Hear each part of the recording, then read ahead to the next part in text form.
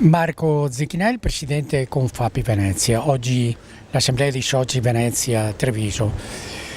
Le faccio una domanda, piccolo ma bello, oggi rispetto a Trump che sta creando il mondo un casino, sembra essere la Las Vegas. Qual è la vostra posizione? Perché è sicuramente una posizione che non potete non vedere.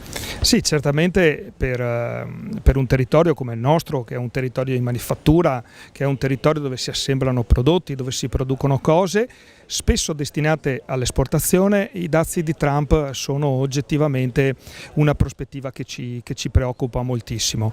Ma proprio per la caratteristica che dicevi, cioè il fatto di essere piccoli, da questo traiamo un elemento di ottimismo, perché siamo molto flessibili, siamo capaci di cambiare le produzioni.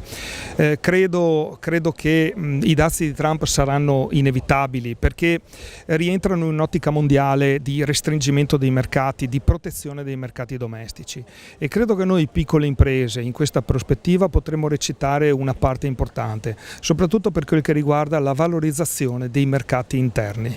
Ecco, l'associazione, la Confapi, come pure le altre associazioni che rappresentano il mondo del lavoro, qual è il vostro impegno? Cosa fate in questo momento per poter aiutare le aziende?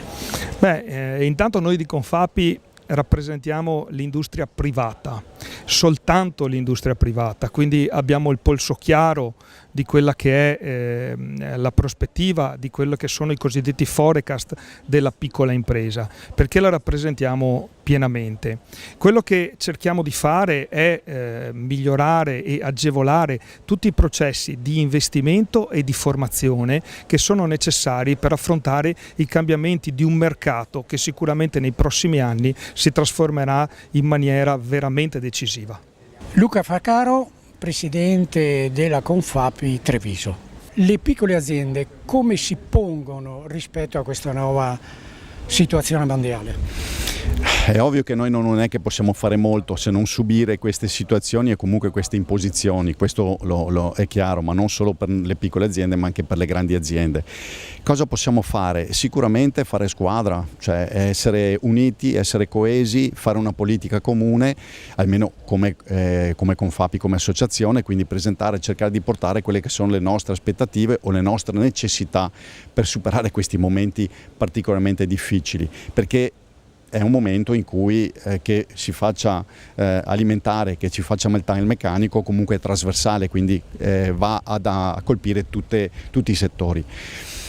E sicuramente il fatto che l'azienda sia piccola, sì, allora diciamo anche lì si torna un po' sul discorso è meglio piccolo e meglio grande. È ovvio che i vantaggi che hanno una grande azienda strutturata sono molteplici, soprattutto magari in situazioni molto complicate come il mercato di adesso.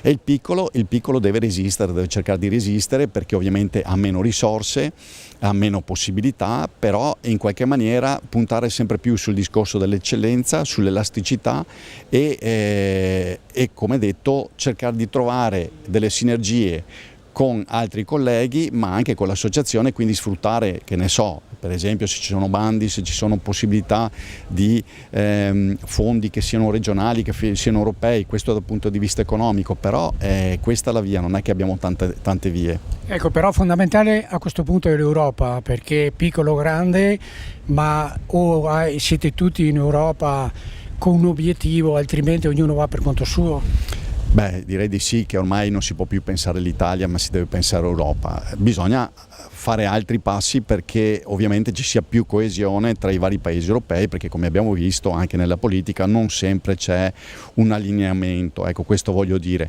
e questo sarebbe importante perché ormai, visto che siamo in Europa, dobbiamo essere un'Europa coesa, soprattutto per esempio anche dal punto di vista dei costi, perché non può l'Italia pagare molto di più l'energia elettrica, un 30, 40, 50% in più rispetto ad altri paesi europei, e questo è un grande scoglio per esempio. Ecco, io data l'età che ho visto un'Italia alti e bassi, però alla fine ne è sempre uscita. Beh, direi di sì, perché grazie al nostro patrimonio che abbiamo di personalità e di tutto se vogliamo, ma soprattutto la creatività, la lungimiranza, l'eccellenza che noi facciamo, noi dobbiamo puntare su quello, perché è quello che ci distingue, il fatto di avere il Made in Italy, il nostro Made in Italy, che è veramente un grande tesoro che abbiamo, dobbiamo salvaguardarlo e dobbiamo puntare molto su quello.